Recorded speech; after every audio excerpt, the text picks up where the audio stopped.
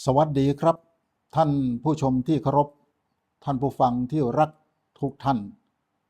รายการตรงไปตรงมาสาครพรหมพักดี EP ที่3พบกัน3ช่องทาง Facebook TikTok และทาง YouTube ทุกวัน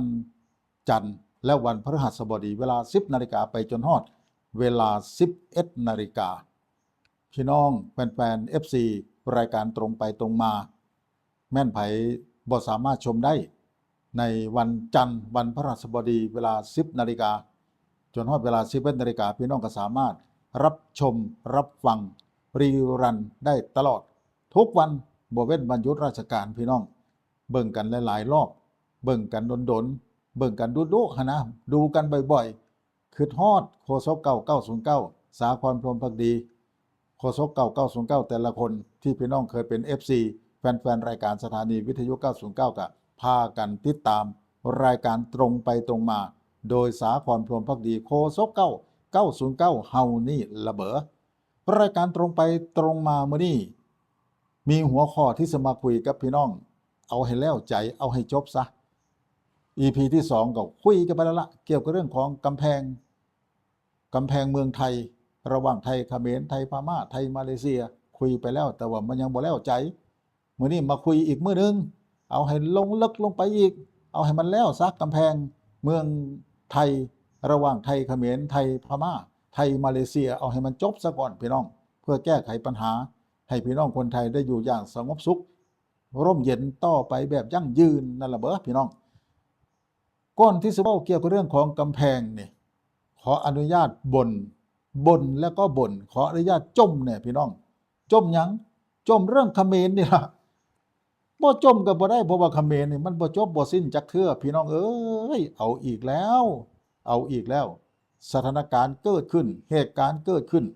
ทางช่องอันมาจังหวัดอุบลราชธานีว่างวันที่17สิงหาคม2569ที่ผ่านมาชุดปฏิบัติการกอบกู้ระเบิดของไทยไปปฏิบัติงานตามปกติปรากฏว่าไปเหยียบกับระเบิดของเขมรที่เขมรมาฝังไว้เกิดระเบิดขึ้นมาขาขาดเป็นรายที่15แล้วขาขาดแขนขาดตาบอดหูหนวกเป็นรายที่15ระเบิดพี่น้องนี่สถานการณ์เกิดขึ้นเท่านี้จ่าสิบเอกนรงค์วงศ์ชนะ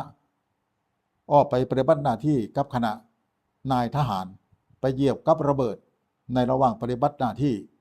ระเบิดตู้มตามขึ้นมาขาขาดพี่น้องขาขวาทางกองทัพภาคที่2ได้เอาเฮลิคอปเตอร์นำส่งตัวจ่าสิบเอกนรงค์วงศ์ชนะไปรักษาตัวอยู่ที่โรงพยาบาลวารินชำราบจังหวัดอุบลราชธานีไปถึงมือหมอไปฮอดโรงพยาบาลเรียบร้อยแล้วก็ขอให้ปลอดภัยมันเกิดขึ้นแบบซ้ำซากเป็นตะเบื่อพี่น้องคันว่าเรื่องเขมรมามันเป็นตะเบื่อเด้เบื่อโพดเบื่อโพยผมนะได้ยินว่าเขมรแล้วบ่อยากได้ยินเฮาซื้อคนได้เดี๋ยวนี้โพดกายหลายก็ดีเหตุการณ์เกิดขึ้นซ้ำซากจากระเบิดที่ทหารเขมรเอาไปฝังไว้สถานการณ์แบบนี้นี่คนไทยเฮาจะต้องอดทนไปถึงเมื่อไหร่สิอดทนไปฮอดมื้อใดเฮาสิปล่อยให้เขมรเหยียบย่ำยีทำลายศักดิ์ศรีของคนไทยทำลายชีวิตทรัพย์สินของคนไทยทำลายความสงบสุขของคนไทยแบบนี้ต่อไปแบบที่เรียกกันว่าไม่สิ้นสุดสักทีแบบนั้นบ่พี่น้องให้มันได้ใจให้มันเฮ็ดไปเรื่อยๆโดยประเทศไทยก็อดทนอดกลั้นอดออมบ่อดออมอดกลั้นอดทนอดจนมันสิระเบิดล่ะพี่น้องในหัวใจนี่มันอุกอั้งในหัวใจนี่ถึงเวลาหรือยังพี่น้องที่รัฐบาลไทยส่งเสียงดังๆไปฮอดรัฐบาลเด้ถึงเวลาหรือยังที่รัฐบาลไทยถึงเวลาหรือยังที่ฝ่ายความมั่นคงไทยบ่ว่าสิเป็นกองทัพอากาศกองทัพบกกองทัพเรือตชดฝ่ายปกครองตำรวจทหารทหารพงทหารพรานต่างๆถึงเวลาหรือยังที่จะเอาจริงนะเอาแบบเอาจริงเอาจังปฏิบัติการสั่งสอนบทเรียนสั่งสอนเด็กน้อยเกเรอย่างเขมรเอาให้มันนักเลย เรียกว่าเอาให้ลาบจำให้มันจำไปนานแสนนานจำไปจนรุ่นปู่ย่าตายายรุ่นลูกรุ่นหลานรุ่นเหลนรุ่นรอดให้มันจำไปนานแสนนานจนลืมบ่ได้พุ่นน่ะผมไม่สิมานั่งอดทนสันติภาพมันบ่สันติภาพนำเฮานั่นน่ะพี่น้องมันบ่สันติภาพนำเฮาอเมริกามันคือบ่อดทนอเมริกานี่บุกยึดซัดดัมฮุสเซนฆ่าทีมซื่อๆนี่เวเนซุเอลาจับโตซื่อๆนี่รัสเซียกับบุกยูเครนเขาเจ้าบ่คือบ่ได้คำนึงถึงกฎหมายระหว่างประเทศพี่สังประเทศไทยมันโอ้สุภาพบุรุษกฎหมายระหว่างประเทศตอบโต้ตามสถานการณ์เมื่อใดมันสิจบให้เด็กน้อยมาลูบหัวเล่นอยู่นี่ประเทศไทยนี่ประชากร68 ล้าน70 ล้านคนรวมถึงประชากรแฝงนะเขมรมี17 ล้านคนเดี๋ยวนี้เด็กน้อยลูบหัวผู้ใหญ่ได้เดี๋ยวนี้มันละศูนย์เลยได้พี่น้องเอ้ยเสียศักดิ์ศรีแล้วเบิดเนี่ยเสียเอาแนวใดก็เอาผู้นำเขมรเนี่ยเฮาอย่าไปหวังเด้พี่น้องอย่าไปหวังว่าเฮาสิจบศึกก็ให้เกิดความสงบด้วยการเจรจาพี่น้องเห็นบ่มีการลงนาม MOU ระหว่างไทยกับเขมรประเทศจีนประเทศอเมริกาประเทศยักษ์ใหญ่ประเทศมหาอำนาจมาเป็นพยานกันมาแล้วลงนามอยู่มาเลเซียก็ลงอยู่อินโดนีเซียฟิลิปปินส์ก็ลงนามข้อตกลงระหว่างไทยกับเขมรยืนยันบอกว่าหยุดยิงยืนยันบอกว่าต่อไปนี้เราจะเจรจากันระหว่างไทยกับเขมรแบบทวิภาคีลงนาม MOU กันยังบ่พอข่าวพี่น้องยังบ่พอข่าวปรากฏว่าเขมรเนี่ยมันได้เลือดพญาละแวกนะกะล่อนปิ้นป้อนเว้าบ่อยู่กับที่พอลงนามยังบ่ทันใดรับหลังบ่นี่รับหลังหุนเซนหุนมาเน็ตส่งคนออกมาแถลงข่าวใส่ร้ายป้ายสีเอาเรื่องเท็จมาใส่ร้ายป้ายที่ประเทศไทยบ่ยาบ่เศร้าจักหน่อยก็ใส่ร้ายแล้วประเทศไทยลุกล้ำประเทศเขมรแบบนั้นแบบนี้มันบ่ได้เว้าได้ว่ามันลุกล้ำประเทศไทยลุกล้ำดินแดนไทยมันยิงขีปนาวุธมาถล่มเซเว่นไทยจนแม่ลูกอ่อนตายขนาดทั้งแม่ทั้งลูกขนาดมันยิงถล่มปั๊มน้ำมันยิงถล่มโรงพยาบาลของประเทศไทยมันยิงถล่มโรงเรียนของประเทศไทยเด็กน้อยเตือดห้อนกันบัดเลยยิงถล่มบ้านเฮือนของพลเรือนประชาชนคนไทยต้องอพยพเป็นหลายแสนคน400,000-500,000 คนอันนี้มันบ่เว้ามันเว้าแต่ว่าไทยไปรุกล้ำมันโดยเฉพาะบ้านหนองยาแก้วบ้านหนองจานนี่ที่จริงบ้านหนองยาแก้วบ้านหนองจานเว้ามาหลายเที่ยวแล้วมันเป็นแผ่นดินของประเทศไทยมันเป็นหมู่บ้านของประเทศไทยตั้งแต่สมัยทหารเวียดนามฮุนเซนพุ่นน่ะเอาฮุนเซนนี่ล่ะผู้นึงอยู่ในกระบวนการนั้นไปเอาทหารเวียดนามมาไล่ทหารเขมรแดงนะไล่พรพศนะลบลาฆ่าฟันกันแตกหนีมาอพยพมาอยู่ในดินแดนของประเทศไทยบ่แม้แต่น้องจันน้องยาแก้วได้หลายจุดพี่น้องหลายแสนคนประเทศไทยเมตตากรุณาให้อยู่ไปอยู่มาบ่กลับมันสงบสุขแล้วก็ยังบ่กลับมาตู้เอาป่ะนี่มาชิโลบเอาว่าเป็นดินแดนของเขมรอันนี้คือสันดานของเขมรพี่น้องเฮาสิหวังว่าเจรจากันนี่มันบ่จบดอกพี่น้องมันยังบ่จบนี่มันก็ไปล่ะวิ่งจั่นไปพุ่นล่ะไปเกาะแข้งเกาะขาประเทศจีนสีจิ้นผิงพุ่นน่ะพี่น้องไปเกาะแข้งเกาะขาสีจิ้นผิงฮุนเซนก็ไปฮุนมาเน็ตก็ไปฮุนเซนไปแล้วก็กลับมาฮุนมาเน็ตไปอีกไปเกาะแข้งเกาะขาประเทศจีนไปยังก็บ่จักไปขออาวุธเขาบ่ไปขอรถถังเขาบ่ไปขอเรือรบเขาบ่ไปขอเครื่องบินเขาบ่เฮาบ่ฮู้จักแต่ว่าได้ข่าวว่ามีพวกปืนใหญ่ส่งเข้ามาจากประเทศจีนส่งมาให้เขมรก็มีได้พี่น้องเอ้ยเฮาต้องจับตาเบิ่งกันต่อไปฝ่ายความมั่นคงก็ต้องติดตามประมาทบ่ได้เพราะว่าฮุนเซนฮุนมาเน็ตมันตอแหลเก่งจะมาสิไปเป้าหูไปเลียแข้งเลียขาสีจิ้นผิงอะไรเฮาก็บ่ฮู้จักคือกันไหนออกจากสีจิ้นผิงมันก็ป้นแล่นไปหาฝรั่งเศสมาครมพุ่นน่ะประธานาธิบดีฝรั่งเศสไปยังบ่ติไปแล้วไปหาลูกพี่เก่าเพราะว่าเขมรนี่เคยเป็นเมืองขึ้นได้เป็นประเทศสหราชเป็นเมืองขึ้นเป็นเมืองที่อยู่ในความปกครองของฝรั่งเศส มา80-90 ปีพุ่นน่ะพี่น้องกว่าสิได้รับเอกราชนะเพิ่นก็ไปฟ้องแล้วฟ้องฝรั่งเศสฟ้องพ่อมันพุ่นแล้วพี่น้องเอ้ยฟ้องพ่อมันมาโครงประเทศฝรั่งเศสพุ่นละเบ้อออกจากฝรั่งเศสที่น่าเจ็บใจเนี่ยอันฝรั่งตาน้ำเข้านี่นะบักฝรั่งดังโมตาน้ำเข้านี่โพดเสียพี่น้องบักทอมแอนดรูนี่เจ้าหน้าที่ UN นี่ฮุนเซนกับฮุนมาเนกให้มันลงพื้นที่บริเวณชายแดนไปเบิ่งมองนั่นมองนี่ก็ไปเขียนรายงานเรื่องผู้อพยพเป็นความเท็จใส่ร้ายประเทศไทยรายงาน UN ไปมันก็เสียหายกับประเทศไทยล่ะพี่น้องบักฝรั่งตาน้ำเข้าบักแอนดรูนี่จาก UN นี่อันนี้เฮาก็ต้องแก้เกมให้ทันเด้อย่าไปคิดว่าบ่แก้เกมนี่ต้องแก้เกมพี่น้องต้องแก้เกมต้องเอาความจริงไปบอกสันดานลูกหลานพญาละเวกมันเลี้ยงบ่เชื่องดอกพี่น้องเฮาต้องจัดการให้มันเด็ดขาดขอเสนอรัฐบาลถ้าแย้มมาบัดนี้ลูกปืนดังมาอัน2 นัด 3 นัดนี่จะไปตอบโต้8 นัดหั่นน่ะบ่ายมันโลดมันก่อเหตุก่อนเด้มันยิงก่อนแม่เฮาก็ทำท่าตกใจได้ไหมตกใจว่าโอ้มันถล่มเฮาก็บ่ายมันโลดแล้ว F16 ขึ้นกริปเพนขึ้น F5 F6 ยังมียังก็ขึ้นไปแล้วบ่ายมันโลดแล้วพี่น้องกองทัพที่มันมีอยู่ทำลายให้สิ้นสภาพให้หมดสภาพในการที่จะมารุกรานประเทศไทยเฮาบ่ต้องไปพุ่งเป้าไปที่กลุ่มพลเรือนได้เฮาพุ่งเป้าไปหน่วยทหารอาวุธยุทโธปกรณ์อยู่หม้องใดลบซ่อนไว้หม้องใดเฮามีดาวเทียมมี GPS จับได้จับเห็นอยู่หม้องใดไปถล่มให้สิ้นสภาพที่จะมารุกรานประเทศไทยต่อไปขออนุญาตจมได้พี่น้องเอ้ยกาวาสิบ่จมแล้วขออนุญาตบ่นหน่อยบ่นเรื่องเขมรบ่นเรื่องบักฮุนเซนฮุนมาเน็ตนี่ล่ะประเทศไทยนี่ซอยเหลือไปหลายทั้งสร้างโรงเรียนให้ทั้งถนนหนทางทั้งเงินทั้งทองซอยเหลือเขมรเนี่ยมันบ่ได้น้อยได้พี่น้องเอ้ยคนเขมรมาเรียนอยู่ฝั่งไทยคนเขมรมาทำงานอยู่ประเทศไทยเห็นบ่ไอ้ตอนที่ขัดแย้งกันใหม่ๆฮุนเซนสั่งให้แรงงานเขมรกลับประเทศ900,000 คนล้านคนบอกว่าสิมีงานทำพอกลับไปแล้วบ่มีงานทำวุ่นวายเลยตอนนี้หนีตายกลับมาประเทศไทยกลับมาทางใดล่ะมาตามช่องทางธรรมชาติ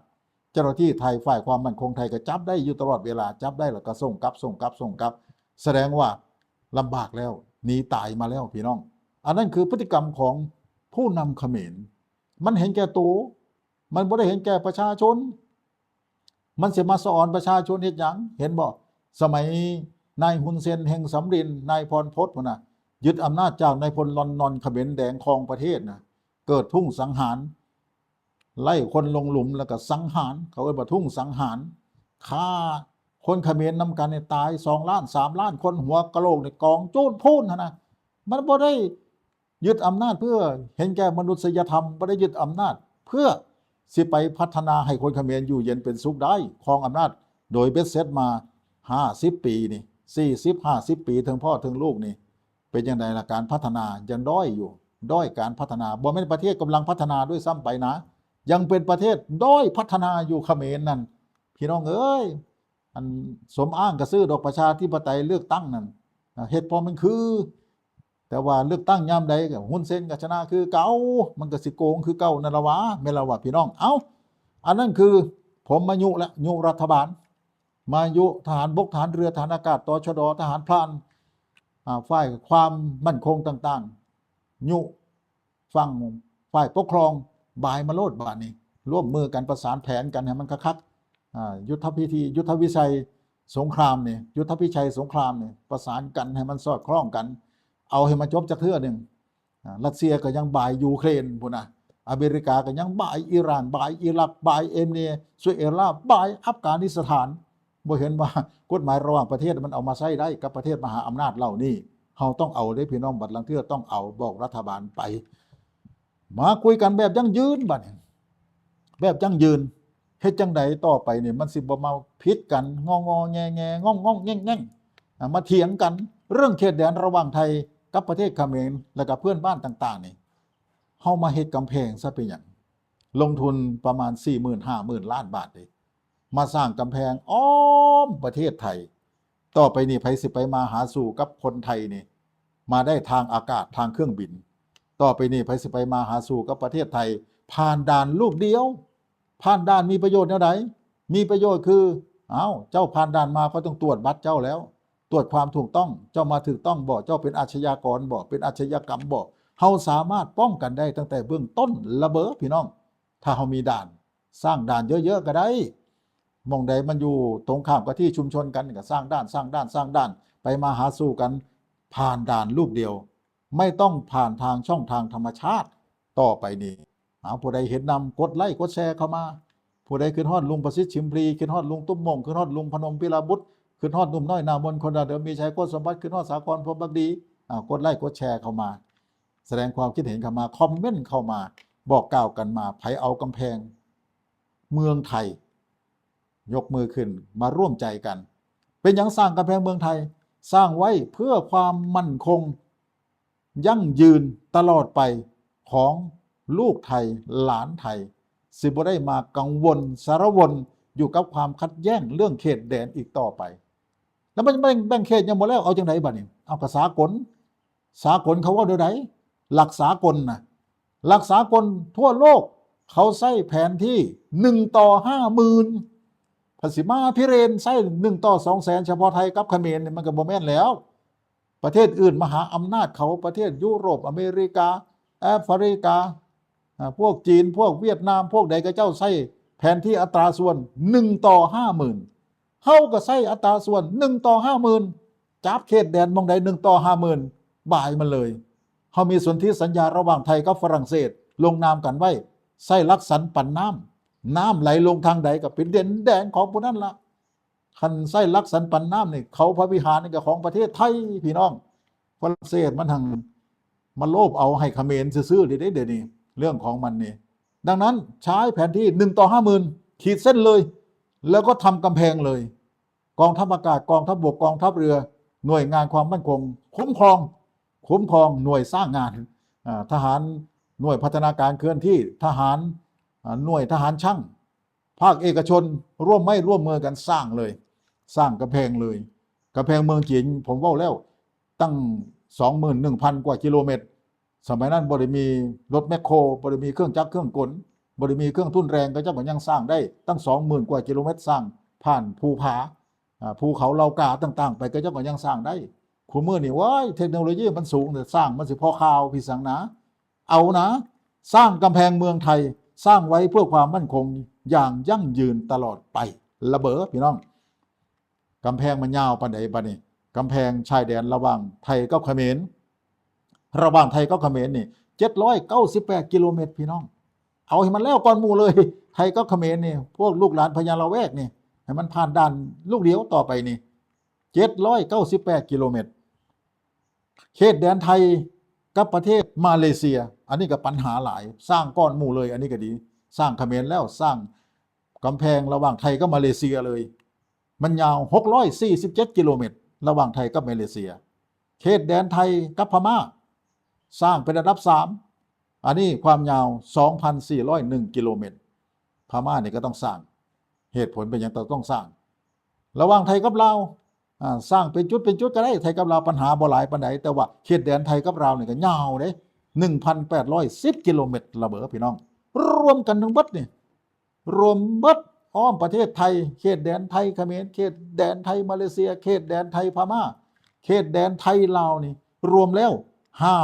5,656 กิโลเมตรระเบ้อพี่น้องความยาวของมันมานี่ถามว่าเหตุผลในการสร้างกำแพงนี่พี่น้องชายแดนระหว่างไทยกับเขมรนี่มันมีปัญหาอย่างเนี่ยจะต้องสร้าง 1. ปัญหาความมั่นคงการรุกล้ำดินแดนก่อให้เกิดการกระทบกระทั่งกันสู้รบกันจังหน่อยผะเหยียบกับระเบิดจังหน่อยผะยิงปืนใส่กันจังหน่อยทะเลาะวิวาทกันเฮ็ดให้ประชาชนเดือดร้อนเห็นบอกที่ผ่านมาเขมรยิงโรงพยาบาลยิงโรงเรียนยิงเซเว่นยิงปั๊มน้ำมันยิงบ้านเรือนของพี่น้องประชาชนบาดเจ็บล้มตายทหารบาดเจ็บล้มตายพี่น้องประชาชนอพยพหนีภัย450,000 คนพัฒนาคาที่อยู่เดือดร้อนไปตามๆกันการทำมาหากินบ่เป็นปกติสุขเศรษฐกิจย่ำแย่นี่คือผลจากเรื่องเขตแดนนี่ระเบ้อพี่น้องเฮ็ดกำแพงให้มันแล้วซะ 2. ปัญหาการลักลอบขนอาวุธสงครามเข้าประเทศไทยตอนนี้พี่น้อง ยังจำข่าวหนึ่งได้ไหมรถเก๋งคว่ำนะพี่น้องคำมันบอกคว่ำเราพอแห้งระเบ้อตำรวจไปเจอรถเก๋งคว่ำว่าสิไปซ้อยเขาที่ไหนได้ไปเปิดเบื้องรถมีแต่อาวุธสงครามสอบไปสอบมามันขนมาจากเขมรพวกนะมันมาเตรียมก่อวินาศกรรมในประเทศไทยอันนี้คืออาวุธสงครามมันก็เข้ามาได้พี่น้องอาวุธสงครามเข้ามาทางเขมรมันจ้องจะเข้ามาก่อวินาศกรรมในประเทศไทยฝ่ายความมั่นคงการข่าวต้องมั่นการข่าวต้องชัดเจนตำรวจสันติบาลฝ่ายการข่าวของทหารตำรวจพิสังต้องร่วมมือกันให้มันแม่นในข่าวต้องแม่นต้องทันเวลาต้องอัปเดตตลอดเวลาขันรถบกความก็จะบุหุจักระเบ้อจนกว่ามันจะไปก่ออาชญากรรมพุ่นระเบ้ออันนี้มันป้องกันได้ข้อที่3แก้ปัญหาเกี่ยวกับเรื่องของแก๊งอาชญากรรมบ่อนการพนันแก๊งคอเซ็นเตอร์แก๊งสแกมเมอร์แก๊งฆ่ามนุษย์มันเข้าออกสะดวกได้ลังเทื่อมันก็บ่ผ่านด่านนะพี่น้องมันไปทางช่องทางธรรมชาติแก๊งต้มตุนคนแก๊งฆ่ามนุษย์ตัวต้มหลอกต้มเอาคนไปเป็นพนักงานในแก๊งสแกมเมอร์แก๊งคอเซ็นเตอร์ต่างๆไปฆ่ามนุษย์ไปขายโตไปอยู่บ่อนการพนันขนาดพี่น้องอันนี้ลูกหลานของแต่ละประเทศล้มหายตายจากไปหลายเขาก็แก้ปัญหานี้ไปปัญหาค่าของเถื่อนก็มีได้สินค้าเถื่อนสินค้าเกษตรลักลอบเข้ามาสินค้าเถื่อนลักลอบเข้ามาปัญหายาเสพติดลักลอบเข้ามาปัญหาแรงงานเถื่อนผีน้อยพวกบ่อยากมาให้มันถูกต้องตามกฎหมายนะลักลอบเข้ามาแบบสบายมันมีช่องทางธรรมชาติมันหลายเขาเอิ้นว่าผีน้อยแรงงานเขมรนี่ก็เข้ามาหลายระเบ้อพี่น้องเข้ามาหลายอันนี้คือเหตุผลในการต้องสร้างกำแพงระหว่างไทยกับเขมรกำแพงเมืองไทยกั้นเขตแดนไทยเขมรเอาบ่พี่น้องเอาบ่แต่ว่าเอานี่เอาให้มันแน่นๆหนาๆได้แม่นแล้วว่ะพี่น้องสร้างกำแพงให้มันใหญ่คือกำแพงเมืองจีนนี่บ่แม่นกำแพงแปรแลบแซบก็เจ้าเอารถแมคโครเอารถอย่างมาซนตุ้มกับไปกับพังเนี่ยมันมาไหลเข้ามาได้คือเก่าเอาให้มันมาตรฐานไปเลยเดี๋ยวจะมาคุยในตอนท้ายมาที่ปัญหาไทยกับมาเลเซียเนี่ยเป็นอย่างจำเป็นอย่างต้องสร้างกำแพงเมืองระหว่างไทยกับมาเลเซียปัญหาหลายคือกันปัญหาเพิ่นจากแบ่งแยกดินแดนพวก BRN นะปัตตานีอยู่หันอยากแบ่งแยกดินแดนปัญหาลักลอบก่อการร้ายเผาสถานที่ราชการเผาศูนย์การค้าลอบวางระเบิดส่วนราชการลอบวางระเบิดบริเวณชุมชนบ้านเมืองพลเรือนลักลอบโจมตีตำรวจทหารพลเรือนพระสงฆ์องค์ข้าเจ้ากับโบเว้นเดี๋ยวนี้ตายไปหลายพันคนละ5,000 6,000 คนแล้วอยู่ภาคใต้ใช้งบประมาณในการปราบปรามในการพัฒนาเนี่ยหลายแสนล้านบาทละพี่น้องหลายแสนล้านบาทหรอกเอามาสร้างกำแพงให้มันแล้วซะสร้างกำแพงให้มันแล้วซะกลุ่มก่อการไล่ลบหนีตามท่องทางธรรมชาติจากไทยไปมาเลเซียพอก่อเหตุแล้วก็ลบหนีข้ามไปอยู่ฝั่งมาเลเซียจับบ่ได้จักเทื่อต่อไปนี้ถ้ามีกำแพงเนี่ยมึงหนีลงไปปิดประตูตีแมวไล่ย่องมันบ่มีทางหนีทางช่องทางธรรมชาติมันก็จับได้เท่านั้นแหละพี่น้องถ้ามีกำแพงนะทางใต้นะเขาไปอีกลักลอบขนอาวุธสงครามลักลอบฆ่ามนุษย์ก็มีลักลอบขนน้ำมันเถื่อนขนสินค้าหนีภาษีอยู่ทางเขตแดนระหว่างไทยกับมาเลเซียนี่มีแต่แนวทำลายความมั่นคงของราชอาณาจักรความมั่นคงทางด้านเศรษฐกิจความมั่นคงชีวิตของประชาชนอันนี้ต้องเฝ้าสร้างกำแพงคือกันระหว่างไทยกับมาเลเซียปัญหาชายแดนระหว่างไทยกับพม่า 2,401 กิโลเมตรนี่เป็นยังต้องสร้างอันนี้ปัญหาความมั่นคงก็มีคือกันผลกระทบจากการสู้รบกันระหว่างทหารพม่ากับชนกลุ่มน้อยต่างๆกระสุนกับพัดลงมาตกในฝั่งไทยเนี่ยก็มีปัญหาผู้อพยพหลบหนีสงครามก็มีปัญหาว่าแดนเนี่ยก็ลุกเข้ามาเด้บางเทื่อก็ถือตีก็ถอยล่นมายึดพื้นที่ของประเทศไทยอยู่ก็มีอันนี้ปล่อยให้อยู่ดนกับบ่ได้เดี๋ยวสิมีปัญหาคือเดียวก็เขมรนี่พี่น้องปัญหาการลักลอบขนยาเสพติดระหว่างชายแดนไทยนี่กับพม่านี่ยาเสพติดหลายต้องยอมรับอย่างหนึ่งว่าชนกลุ่มน้อยบางกลุ่มเนี่ยเป็นแหล่งผลิตยาเสพติดเลยพี่น้องครับพอผลิตแล้วก็ขนส่งผ่านแดนของประเทศไทยนี่เอามาขายในประเทศไทยนี่ ส่วนหนึ่งก็ไหลลงไปทางใต้ทางมาเลเซียผ่านประเทศไทยไปนี่ถ้าสร้างกำแพงซะให้มันแล้วผ่านด่านลูกเดียวนี่เราสามารถตรวจสอบได้อย่างละเอียดเลยผ่านด่านมานี่เขายังไอ้นายด่านผ่านให้ผ่านยาเสพติดมาได้กับปัดประหารปาดคอนายด่านตัดคอนายด่านคือสมัยโบราณนะพี่น้องนอกจากลักลอบขนยาเสพติดผีน้อยแรงงานเถื่อนของพม่านี่ก็หลายพี่น้องเป็นข่าวพี่น้องเห็นละวะจังน้อยพันลดความแล้วขนแรงงานเถื่อนจากพม่าเข้ามาล่มตายแล้วเป็นตาอีตนซาดพี่น้องครับต่อไปไผสิมาทำงานในประเทศไทยดิเฮาให้มาให้มันถูกต้องให้มาให้มันถูกต้องเพราะว่าประเทศไทยนี่ต้องการแรงงานหลายอยู่แล้วเด้ตอนนี้แรงงานเขมรนี่เมื่อเด้เขมรฮุนเซนเอิ้นกลับประเทศตอนนี้แรงงานมันก็ขาดเฮาก็จะได้แรงงานมาทดแทนแรงงานพม่ามาให้ถูกต้องแรงงานจากลาวมาให้ถูกต้องแรงงานจากเวียดนามมาให้ถูกต้องมาทำงานในประเทศไทยเอาให้มันถูกต้องผ่านด่านสร้างกำแพงลูกเดียวต่อไปนี่ชายแดนไทยกับลาวเด้บัดนี้ 1,810 กิโลเมตรนี่ปัญหากับบ่หลายดอกไทยกับลาวนี่แต่ว่าปัญหาที่ต้องระมัดระวังแกคือเรื่องยาเสพติดนี่ฝั่งลาวก็คนข้ามแม่น้ำโขงมาก็จับได้ดูอยู่ลักลอบเข้าเมืองผิดกฎหมายก็พอมีอยู่เป็นเส้นทางขนส่งสินค้าที่ลักลอบมันผ่านไปเขมรโดยตรงบ่ได้ก็ลักลอบขนผ่านประเทศลาวแล้วก็จังผ่านไปทางเขมรนั่นนี่นะพี่น้องมันก็สิป้องกันได้ระเบ้อป้องกันได้ดังนั้นมาร่วมจิตร่วมใจส่งเสียงไปฮอดรัฐบาลชวนกันเร่งดำเนินการสร้างกำแพงเมืองไทยถ้ารัฐบาลมีงบประมาณตั้งงบประมาณผูกพันปีต่อปีอย่าให้มันเกิน5 ปีให้มันแล้วถ้าเงินบ่พอคนไทยนี่คนรวยก็หลายเศรษฐีก็หลายคนชั้นกลางก็หลายคนที่พอมีพออยู่พอกินนี่ก็หลายถ้าประกาศรับบริจาคนี่ผมว่า10,000 ล้าน 20,000 ล้านนี่บ่พอข้าวดอกคันว่าสร้างกำแพงเมืองหันผมว่าบ่พอข้าวดอกพี่น้องแล้วพอสร้างแล้วรอบประเทศไทยเนี่ยมันก็สิแก้ปัญหาความมั่นคงแก้ปัญหาความขัดแย้งเรื่องเขตแดนมีเขตแดนที่ชัดเจนประชาชนอยู่อย่างสงบสุขบ่ต้องผวานะบ่ต้องหวาดระแวงป้องกันการแบ่งแยกดินแดนป้องกันกลุ่มก่อการร้ายก่อเหตุแล้ววางระเบิดแล้วหนีจับบ่ได้แนวนี้ป้องกันกลุ่มอาชญากรรมสแกมเมอร์คอนเซนเตอร์ต่างๆป้องกันการลักลอบขนสินค้าหนีภาษีสินค้าเถื่อนป้องกันการลักลอบค้ายาเสพติดป้องกันแรงงานเถื่อนกำแพงเมืองไทยในอนาคตมันสิเป็นกำแพงประวัติศาสตร์มันสิเป็นแหล่งท่องเที่ยวคือเดี๋ยวกับกำแพงเมืองจีนนี่พี่น้อง